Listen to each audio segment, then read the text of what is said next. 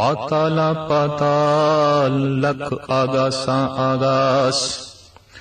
ओढ़क ओढ़क भाल थके वेद कह निकवात।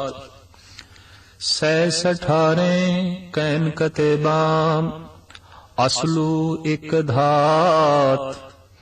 लेखा होए त लिखिए लेखे होए विनाश।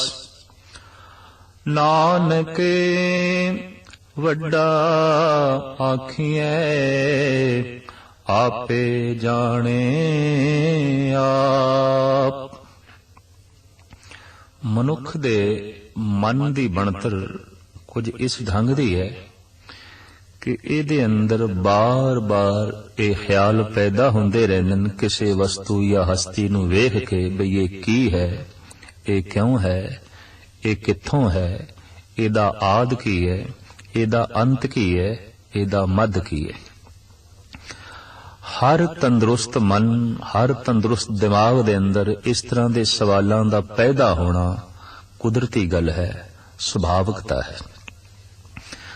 धार्मिक लोगों के ते दिमाग बड़े तंदुरुस्त होंदे ने, साफ होंदे ने, लिहाजा कुदरत नूं वेख के करते दा अनुभव करके उन्हां दे अंदर भी इस सवाल दा पैदा होना बड़ा लाजमी है। तो अनंत काल तो ऋषि मुनि दार्शनिक खुदाशनास इस गल दी कोशिश करते रहे कि कुदरत दा पसारा किन्ना क है। ये ठीक है कि कुछ गिणतियां भी मिलदियां ने। 7 आकाश ने, 7 पाताल ने। धर्म ग्रंथां दे 14 लोकां दा बकायदा जिक्र मिलदा है। गुरु गोबिंद सिंह जी महाराज दी रचना दे भी इसदा जिक्र है। 14 लोक जाहें बस कीने तांते कहां भले हैं। गुरु नानक देव जी महाराज भी अपनी बाणी दे अंदर फरमान करते ने, दोए दीवे 14 हट नाले जेते जी ते ते वण जा रे। भाई 14 लोक ने, 7 आकाश, 7 पाताल ते एदे विच 2 दीवे ने, सूरज ते चंद्रमा। जापदा है एक ऐसा ब्रह्मंड, एक ऐसा माहौल जिहड़े कोई 14 तरह के तबक इस्लाम ने जो मन्ने ने, उन्हां 14 तबका नूं रोशनी देण वाला, सत्या देण वाला ये सूरज है, ये चंद्रमा है। पर इस ढंग नाल ते एक ब्रह्मंड की गल होई। रोम रोम कोट ब्रह्मंड को निवास जास। गुरु गोबिंद सिंह जी महाराज दा फरमान, ओदे एक एक रोम दे करोड़ां ब्रह्मंड ने। ते जद करोड़ां ब्रह्मंड ने तो फिर करोड़ां तरह के 7 आकाश होणगे, 7 पाताल होणगे और फिर अनंत सूरज होणगे, जिसदा प्रमाण गुरु ग्रंथ साहब जी महाराज दे च मिलदा है कि कोट सूर जाके प्रगास, कोट महादेव अर कविलास। सूरज ते अनंत ने, गिणती तो परे ने। लेकिन जद एक ब्रह्मंड की गल इस ढंग नाल कीती गई बई 7 आकाश ने ते 7 पाताल ने, ते 7 पाताल तो मुराद ओ 7 ओ नीवियां धरतियां जिथे तक इस सूरज की रोशनी पहुंचती है, जिथे तक इस चंद्रमा की कशिश का संबंध है। 7 ओ आकाश इस जमीन तो उचियां धरतियां जो सूरज के दायरे दे च ने और चंद्रमा के घेरे दे च ने। तो इंज गिणती का आधार ही कईयां ने यह बना लिया बई कुल 14 ही लोक ने, 7 आकाश ने, 7 पाताल ने, जिदा जिक्र इस्लामी ग्रंथां च भी मिलता है बई 14 तबक ने। 14 तबक ने इस एक सूरज दे आले दुआले। ये गल ते सही है, पर सूरज अनेका ने, अनंत चंद्रमा ने। तो इस संबंध में साहिब गुरु नानक देव जी महाराज का यह फरमान, पाताला पाताल लख आगासा आगास। लख तो मुराद भी ये है कि न लखया जान वाला। असंख तो मुराद भी ये है जो संख्या दे च नहीं आउंदा, जो गिणती दे च नहीं आउंदा। वरना असंख एक हिंदसा है, यानी 100 अरब दा जो मूल हिंदसा बनदा है उन्होंने कहते हैं असंख। और इसे तरीके दे नाल 100,000 ਦਾ ਜੋ ਮੂਲ ਹਿੰਸਾ ਬਣਦਾ ਹੈ ਉਹਨੂੰ ਕਹਿੰਦੇ ਨੇ ਲੱਖ, ਪਰ ਅਖਰੀ ਅਰਥ ਇਹਦੇ ਇਹ ਬਣ ਜਾਂਦੇ ਨੇ ਅਸੰਖ, ਜੋ ਸੰਖਿਆ ਦੇ ਚ ਨਹੀਂ ਆਉਂਦਾ, ਜੋ ਗਿਣਤੀ ਦੇ ਚ ਨਹੀਂ ਆਉਂਦਾ, ਜੋ ਲਖਿਆ ਨਹੀਂ ਜਾ ਸਕਦਾ, ਜਿਹਦੀ ਲਖਤਾ ਹੋ ਨਹੀਂ ਸਕਦੀ, ਜਿਹਦੀ ਗਣਤ ਪੂਰੇ ਢੰਗ ਨਾਲ ਹੋ ਨਹੀਂ ਸਕਦੀ। तो साहब कहते ने अणगिणत पाताल ने, बेशुमार आकाश ने, इतने आकाश इस धरती तो उच्चियां इन्नियां धरतियां नहीं गिणियां जा सकदियां, और इस धरती तो इतनियां नीवियां धरतियां जिहदा कोई अंदाजा नहीं लाया जा सकदा। सिर्फ जिहड़े नीवे धरतियां नूं वेख के असीं कह दिंदे आ इस धरती दा पाताल है, उस तों अगे दी भी दुनिया है। ਇਹ ਗੱਲ ਵੱਖਰੀ ਹੈ ਕਿ ਸਾਡੀ ਪਹੁੰਚ ਤੋਂ ਪਰੇ ਹੈ। ਅਧਿਆਤਮਕ ਸਿੱਧੀ ਨਾਲ ਜਿਨ੍ਹਾਂ ਨੇ ਇਸ ਸਾਰੇ ਪਸਾਰੇ ਦੀ ਕੁਝ ਝਲਕ ਵੇਖੀ ਹੈ, ਉਹਨਾਂ ਦੀ ਰਸਨਾ ਤੋਂ ਇਹ ਨਿਕਲਿਆ ਹੈ ਪਾਤਾਲਾ ਪਾਤਾਲ ਲਖ, ਆਗਾਸਾ ਆਗਾਸ, ਓੜਕ ਓੜਕ ਭਾਲ ਥਕੇ ਵੇਦ ਕਹਿਨ ਇੱਕ ਵਾਰ। ਵੇਦ ਤੋਂ ਮੁਰਾਦ ਉਹ ਗ੍ਰੰਥ ਜਿਨ੍ਹਾਂ ਵਿੱਚ ਵਿਦਿਆ ਹੈ, ਗਿਆਨ ਹੈ। उन्हां वेदां दे रचयिता ज्ञाता आखिर थक के भाल के टोल करके आखिर इस नतीजे ते पहुंचे, और उन्होंने भी एक वात तो मुराद गल लैंदे पंजाब दी तरफ गलबात नूं कहंदे बे फलाना वात कर रहे है, भाव बोल रहे है, कह रहे है। तो ओड़क ओड़क भाल थके वेद कहन एक वाद, आखिर भाल भाल के टोल टोल के थक गए वेदां दे रचयिता भी, और उन्होंने भी इको ही गल आख दी कि पाताला पाताल लख आगासा आगास। सिर्फ 14 लोक नहीं, ये ते अनंत पाताल ने, अनंत आकाश ने।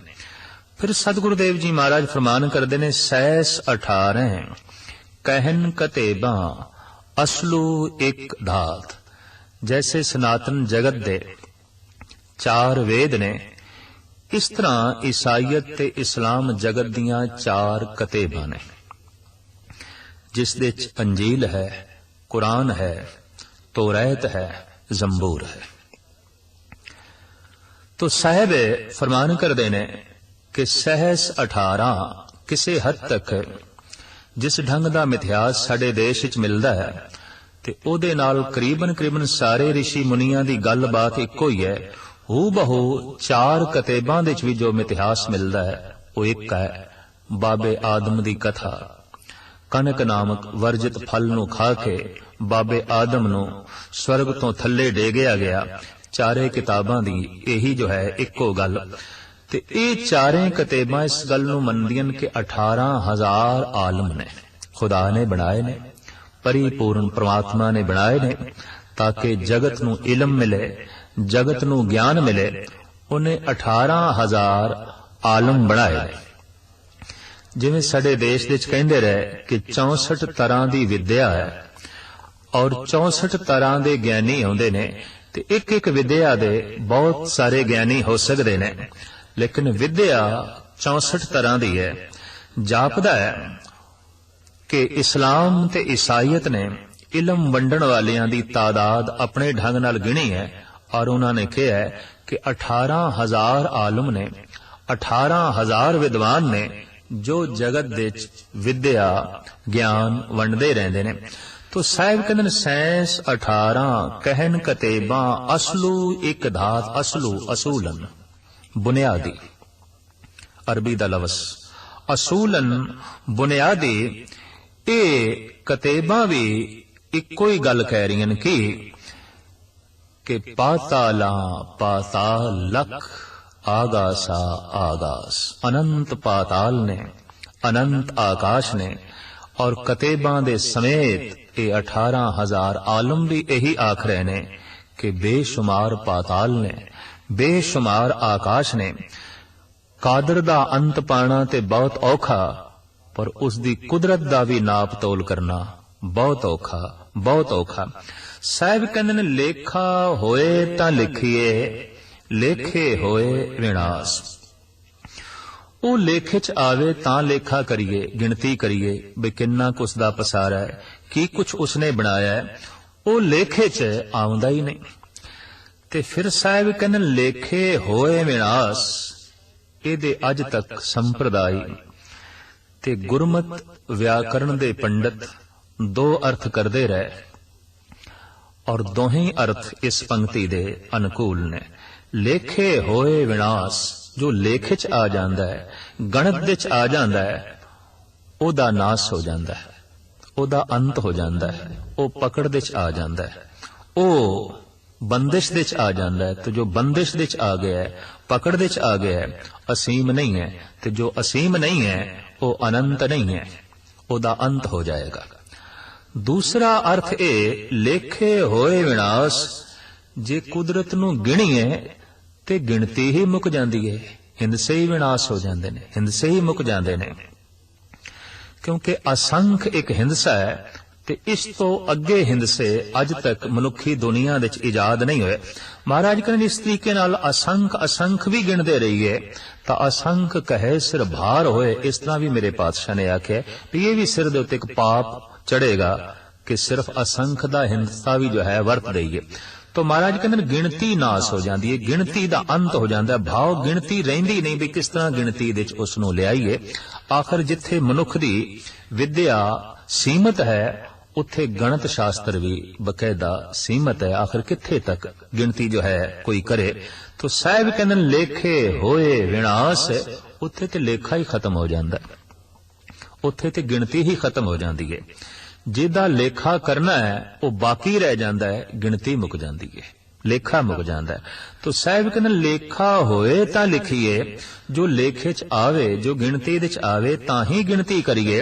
लेखे होए विनाश, उत्थे ते गिणती ही मुक जाती है, उत्थे ते लेखा ही मुक जाता है, उत्थे ते कोई हिंसा ही नहीं रहिंदा। और जो हिंसियां दे च आ जाए, गणत दे च आ जाए, लेखे दे च आ जाए, उहदी सीमा बन जाती है, वो बेअंत नहीं है। ते जो बेअंत नहीं है उहदा ते फिर अंत हो जाता है। इस वास्ते साहिब कहंदे ने उसदा लेखा नहीं हो सकता। लिहाजा नानक वड्डा आखिए आपे जाने आप। फिर की करिए, उहनूं लेखे दे च ना लियाईए, उहदी गिणती ना करिए, कुदरत नूं नापीए तोलीए ना, जदकि मनुख दी अनंत रुचियां दे चों यह भी एक रुचि है गिणना, तोलना, नापना। तो इस रुचि दा की करिए? जद कुदरत नूं वेखीए ते जद कादर दी झलक दा अनुभव करिए तां साहिब कहंदे ने फिर यह आखना चाहिए नानक वड्डा आखिए। तू बहुत वड्डा है, बहुत वड्डा है, बहुत वड्डा है, पर किन्ना क वड्डा है? आपे जाने आप। तू आप ही जानना है कि तू किन्ना क वड्डा है। तू आप ही जानना है कि तू किथे तक फैले होया है। तू आप ही जानना है कि तू कितने पाताल बनाए ने, कितने आकाश बनाए ने। ये तैनू ही पता है कि तू किथे तक फैले होया है, कितना गहरा है, कितना उच्चा है। ऐ बंदे तू इस ढंग दी उसदी सिफतो सलाह कर। नानक वड्डा आखिए, तू वड्डा है, बहुत वड्डा है, बहुत वड्डा है, बहुत वड्डा है। जैसे रहराज साहब दे महाराज कहंदे ने अक्सर जद मनुख वड्डा भी कहंदा है तां वड्डा आखण दा भी उसदे कोल कोई बोध ते अनुभव नहीं, बल्कि सुन वड्डा आखे सब को। लोगां कोल सुन लैंदा है भी वो वड्डा है ते उन्नू वड्डा वड्डा करके आखण लग पैंदा है। पर महाराज कहंदे केवड़ वड्डा डीठा होए, वो किन्ना क वड्डा है। कदी अखां ने वेखिया होवे, कदी अखां दी पकड़ दे च आया होवे, लिहाजा वो किन्ना क है इसदा बोध नहीं होंदा। लेकिन उंज बंदा वड्डा वड्डा आखी जांदा है, बोध दे नाल वड्डा आखना है। और जिस दिन खोज करदियां करदियां ये अनुभव नसीब होंदा है, उस दिन जिस दिन बंदा वड्डा आखदा है, उस वड्डा आखण दे च भी रस है, उस वड्डे आखण दे च भी आनंद है। और हकीकत ते एक है कि वड्डा आखण वाला भी वड्डा हो जांदा है, वड्डा वड्डा आखण वाला भी छोटा नहीं रह जाता। अनुभव दे तल ते पहुंच के जो उसनू वड्डा वड्डा आखदा है आप वड्डा हो जाता है। तो साहिब कहते नानक वड्डा आखिए, उस वड्डे नू फिर वड्डा करके ही आखना है। पर किन्ना क आखना है, वो किन्ना क वड्डा है, ये ते हुण बंदे ने देखिया नहीं। ते इंज कहना चाहिए हे प्रभु तू जिन्ना वड्डा है आपे जाने आप। तू आप ही जानना है और कोई नहीं जानता।